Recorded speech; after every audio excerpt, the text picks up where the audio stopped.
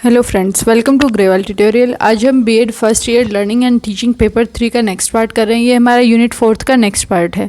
इसके अंदर जो है हम फॉर्मेटिव इवैल्यूएशन के बारे में स्टडी कर चुके हैं। आज हम समेटिव इवैल्यूएशन के बारे में स्टडी करेंगे। लास्ट वीडियो के अंदर हमने जो है समेटिव इवैल्यूएशन होता क्या है उसका मीनिंग जाना था, और ये हम कब करते हैं, ये हम eight the end of the course करते हैं, यानी कि जब अपना साल जो है कंप्लीट हो जाता है उसके बाद हम जो है इवैल्यूएशन करेंगे, उसको हम समेटिव इवैल्यूएशन कहते हैं। ये एक जजमेंटल है नेचर के अकॉर्डिंग, क्योंकि इसके अंदर जो है बच्चे की नॉलेज के रिगार्डिंग क्या है जजमेंट पास की जाती है कि बच्चा पास है या फेल है, या फिर किस तरीके का बच्चा है, क्या पूरे की पूरी चीज़ वो अच्छी तरीके से सीख चुका है या नहीं सीख चुका। तो ये सब जो है हम समेटिव इवैल्यूएशन में देखेंगे। इस summative evaluation sometime refers to as external. कई बार जो है समेटिव असेसमेंट या इवैल्यूएशन को जो है हम कई बार क्या कहेंगे कि एक्सटर्नल भी कोई आके बाहर वाला भी ले सकता है। Is a method of judging the worth of the program at the end of the program activities. यानी कि ये जब एक्सटर्नल हमारे जैसे कि 12th के अंदर एग्जामिन जो वाइवा वगैरह होता है वो एक्सटर्नल वाले जब लेने आते हैं तो उस टाइम पे यही देखा जाएगा कि जो प्रोग्राम था उसकी एक्चुअल में बच्चों को उस प्रोग्राम ने क्या सिखाया है और क्या नहीं सिखाया। ये सारी चीज़ें जो है हम हमारे प्रोग्राम के एंड में देखेंगे। तो the focus is on the outcome. तो इसका डायरेक्टली फोकस इसका किस चीज़ पे होगा कि हमारी आउटकम क्या रही, हमारा रिजल्ट क्या रहा, उसके ऊपर ज़्यादा फोकस रहेगा। नेक्स्ट टॉपिक आता है अजम्पशंस ऑफ समेटिव इवैल्यूएशन की। समेटिव इवैल्यूएशन की क्या क्या अजम्पशंस हमने मानी है। फर्स्ट आता है the programs objective are achievable. जो हमने सेट किया है हमारा गोल वो ऐसा होना चाहिए कि वो अचीव किया जा सकता है। अगर आप 11th और 12th का सिलेबस एक ही क्लास के अंदर एडजस्ट कर देंगे तो वो अचीव नहीं किया जाएगा। यानी कि हमारा प्रोग्राम कैसा होना चाहिए, सबसे फर्स्ट चीज़ यही होनी चाहिए कि क्या उसके अंदर होना चाहिए कि वो अचीवेबल नेचर का हो, जिसको हम अचीव इजीली कर सकें। Next one is the teaching learning process has been conducted efficiently. यानी कि जो भी हम काम कर रहे हैं, जो हम पढ़ा रहे हैं, जो हम सिखा रहे हैं, वो जो प्रोसेस होना चाहिए ना वो हमारा एकदम से अच्छी तरीके से होना चाहिए, एफिशिएंटली वे से करना चाहिए। यानी कि कुशलता पूर्वक हम इसको क्या है कंप्लीट करेंगे जो भी हमारा प्रोसेस है टीचिंग और लर्निंग का। नेक्स्ट आता है the teacher student material interaction have been conductive to the learning. यानी कि इसके अंदर क्या होगा कि हमें जो जो चीज़ें सीखने के लिए चाहिए हैं हर चीज़ की क्या है प्रॉपर अरेंजमेंट वगैरह होनी चाहिए जो हमें रिक्वायरमेंट है। अब जैसे कि मैथ्स की क्लास है तो बच्चों को जब हम स्टार्टिंग में रेक्टेंगल ट्रायंगल वगैरह शो करते हैं तो उनको क्या है एक्चुअल फिगर के थ्रू समझा रहे हैं हम दिखा करके कि ये इस तरीके का ट्रायंगल होता है, ये रेक्टेंगल बॉक्स है। तो उनको क्या है एक्चुअल में मटेरियल्स के साथ इंटरेक्ट किया जा रहा है। तो टीचर स्टूडेंट और मटेरियल हर चीज़ अवेलेबल होनी चाहिए। नेक्स्ट आता है there is uniformity in classroom condition for all learner. यानी कि हर बच्चे को बराबर माना जाना चाहिए। अगर आप जो है एक बच्चे और दूसरे बच्चे के अंदर क्या है डिसिमिलैरिटीज़ देखेंगे उनकी, या फिर आप उनके अकॉर्डिंग ही आप उनको क्या कर रहे हैं कि एक बच्चे को आप अच्छा ट्रीट कर रहे हैं दूसरे को अच्छा नहीं कर रहे हैं, तो उसकी वजह से क्या होगा कि आप जो गोल है आपका एजुकेशन का, जो लर्निंग का गोल है हमारा, वो हम अचीव नहीं कर पाएंगे। तो इसलिए सबसे मेन चीज़ यही होनी चाहिए कि आप क्या है यूनिफॉर्मिटी लेके आएँ क्लास के अंदर, यानी कि हर बच्चे को इक्वली ट्रीट किया जाए। अब हमारा नेक्स्ट टॉपिक आता है कि एडवांटेजेस क्या क्या हैं समेटिव इवैल्यूएशन की। फर्स्ट आता है to know if the student have understood. सबसे पहले हम यही देखेंगे कि क्या बच्चे को समझ आया है जो हम पढ़ा रहे थे। दे डिटरमाइन अचीवमेंट। क्या जो है वो अचीवमेंट जो हमने अचीव करनी है क्या हम वो उसको डिटरमाइन कर चुके हैं, पता लगा चुके हैं। They make academic records. अब अगर हम समेटिव इवैल्यूएशन कर रहे हैं तो उसके थ्रू हम एक अकेडमिक रिकॉर्ड बच्चे का बनाएंगे। जैसे कि 10th का रिजल्ट है, फिर हमारा 12th का रिजल्ट आता है, फिर हम कोई ग्रेजुएशन वगैरह करें, पोस्ट ग्रेजुएशन करें, वो क्या है एक हमारा एंड रिजल्ट शो कर रहा है। नेक्स्ट आता है प्रोवाइड अपॉर्चुनिटीज़। अलग अलग अपॉर्चुनिटी आपको मिलेंगी जिनके जैसे कि हाई स्कोर होते हैं उनको अलग से जो है अपॉर्चुनिटीज़ दी जा रही हैं। जो गेम वगैरह में अच्छे होंगे उनको अलग से अपॉर्चुनिटी वगैरह दी जाती हैं। तो इससे क्या होगा समेटिव इवैल्यूएशन से हमें अलग अलग अपॉर्चुनिटी मिलेंगी।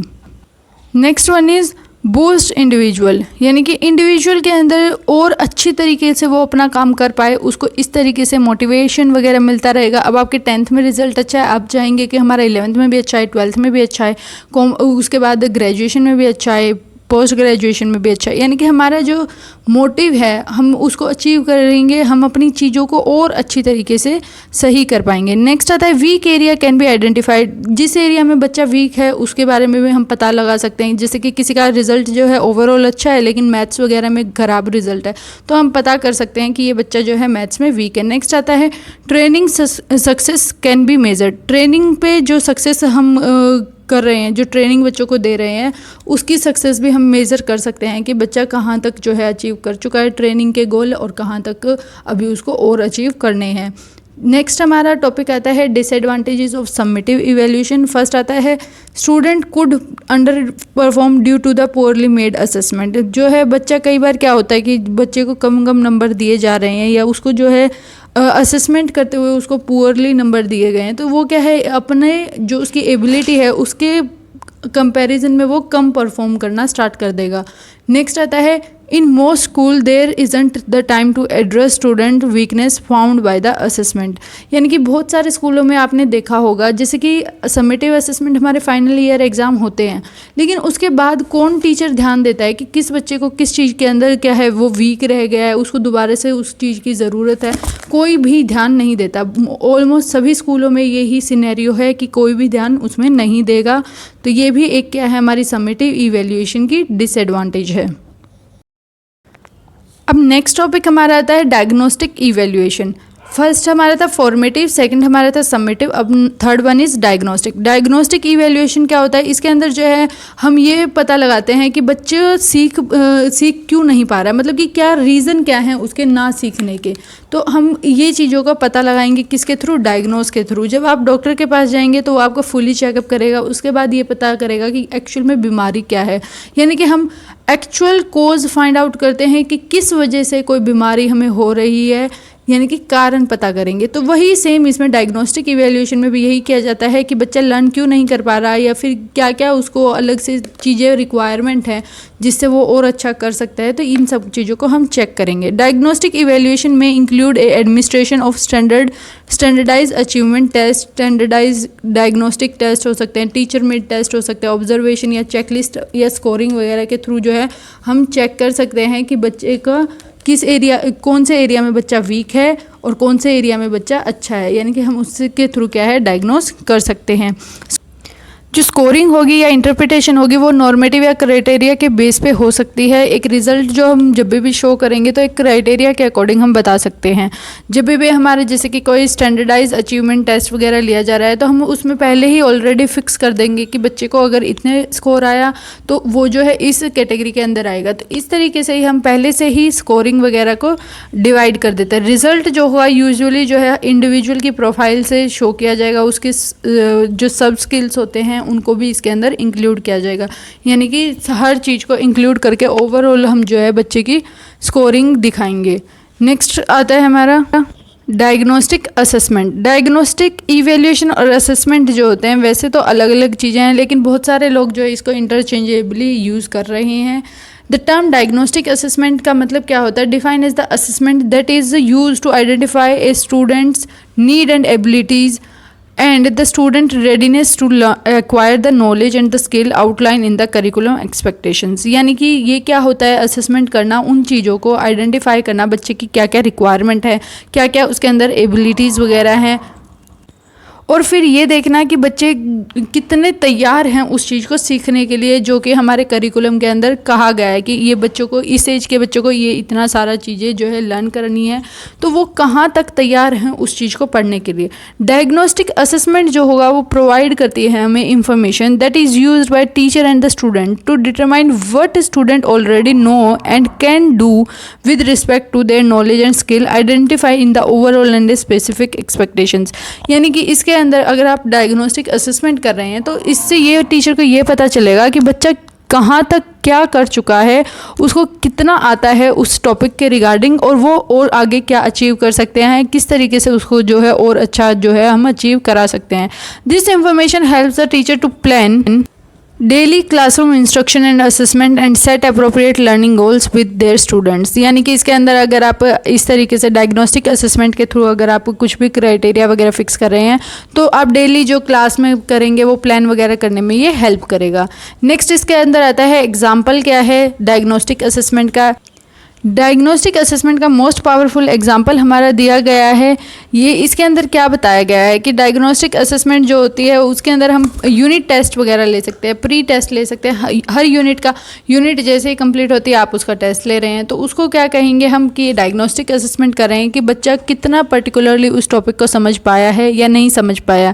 When given a unit pre test be sure to focus on the core concept and skills that you expect student to know and be able to demonstrate eight the end of the unit. यानी कि जब भी आप unit test वगैरह ले रहे हैं, यानी कि जो टेस्ट आप यूनिट का टेस्ट आप ले रहे हैं, यूनिट होती हैं जैसे कि 4 यूनिट होती हैं हमारे, अगर हम लेवल के अकॉर्डिंग करें। अब जैसे कि अपनी बुक के अंदर भी 4 यूनिट दी गई है तो हर यूनिट का टेस्ट लिया जाएगा और ये एक्सपेक्ट किया जाएगा कि भाई बच्चे से हम क्या एक्सपेक्ट कर रहे हैं कि वो क्या अचीव करना है। और साथ के साथ मैनी टेक्स्ट बुक और curriculum set have the pre test you can use to adapt. आपने देखा होगा कि हर चैप्टर के बाद क्या है एक्सरसाइज दी होती है, तो वो किस लिए दी होती है कि बच्चे के जो हमने अभी स्टडी कराया है उसको जो चैप्टर पढ़ाया है उसको हम देख सकें कि बच्चा उससे कितना अंडरस्टूड कर चुका है, कितना उससे समझ चुका है। तो ये एक एग्जांपल है कि आप इजीली प्री टेस्ट के यूनिट वाइज टेस्ट करके आप जो है डायग्नोस्टिक असेसमेंट कर सकते हैं। नेक्स्ट आता है criteria for selecting diagnostic assessment. Criteria क्या होगा? सबसे पहले हमारा ये आएगा is related appropriately to the knowledge and the skill identified in the curriculum expectation. क्या ये जो है रिलेट कर रही है एक्चुअल में जो हम चेक कर रहे हैं, जो हमारी नॉलेज स्किल्स वगैरह हैं, क्या हमारी करिकुलम की एक्सपेक्टेशन से ये मैच कर भी रहे हैं या नहीं कर रहे। Is design to provide information that assist in identifying student need and targeting improvement. यानी कि इसके अंदर डिज़ाइन किया जाता है कि इंफॉर्मेशन प्रोवाइड की जा रही है कि क्या हमें जो है स्टूडेंट के नीड और टारगेट वगैरह को किस तरीके से हम इम्प्रूव करेंगे। नेक्स्ट आता है आइडेंटिफाई करना चाहिए strength and gap in the student knowledge and the skill and provide sufficient evidence from which inference about student learning can be made। यानी कि आपको ये पता लगाना चाहिए कि क्या स्ट्रेंथ है बच्चे की, कहाँ वो क्या है गैप का मतलब क्या है कि कहाँ वो क्या है पीछे रह रहा है। ये आपको चीज़ें देखनी होंगी, स्टूडेंट की नॉलेज और स्किल्स वगैरह देखने होंगे।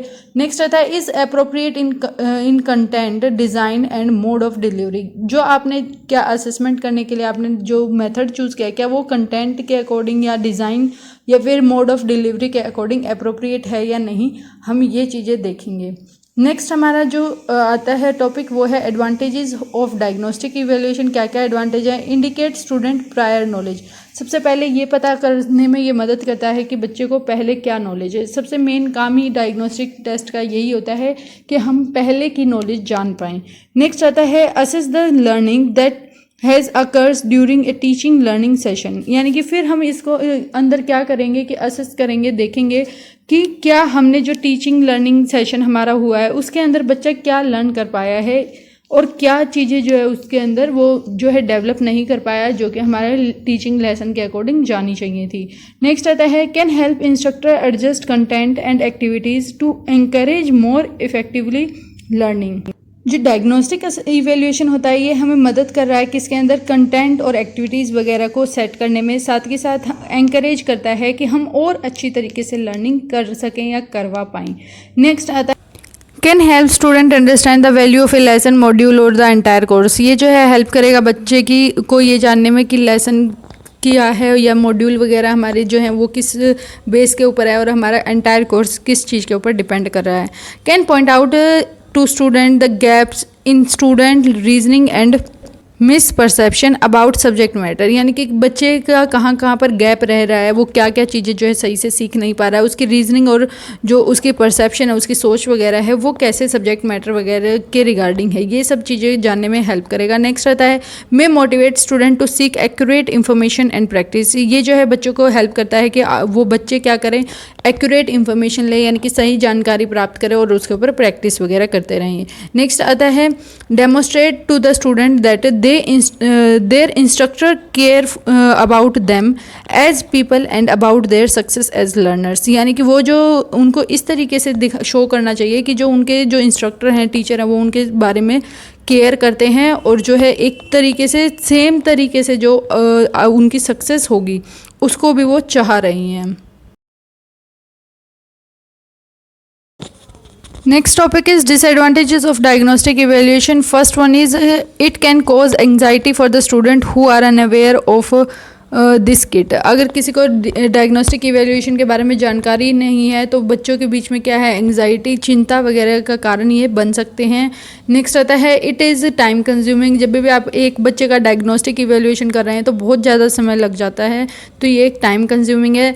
These may not be true assessment. ये जो है ट्रू असेसमेंट हम इसको नहीं कह सकते कि आपने जैसे कि डॉक्टर को जाके सारी जो है आपकी बातें बताई तो डॉक्टर ये नहीं कह सकता कि पर्टिकुलरली आपको यही प्रॉब्लम है, तो इसका मतलब क्या है, ये कोई ट्रू असेसमेंट नहीं होती, ये जस्ट आपसे नॉर्मली पूछा जा रहा है। तो ये सारी जो है डायग्नोस्टिक इवैल्यूएशन की डिसएडवांटेजेस हैं। होप्सो आपको जो है समेटिव इवैल्यूएशन और डायग्नोस्टिक इवैल्यूएशन अच्छी तरीके से समझ आया हो। अगर आपने फॉर्मेटिव असेसमेंट वाला टॉपिक नहीं किया है तो आप इससे पहले वाला पार्ट देख सकते हैं, उसके अंदर हमने जो है फॉर्मेटिव असेसमेंट कंप्लीट किया है।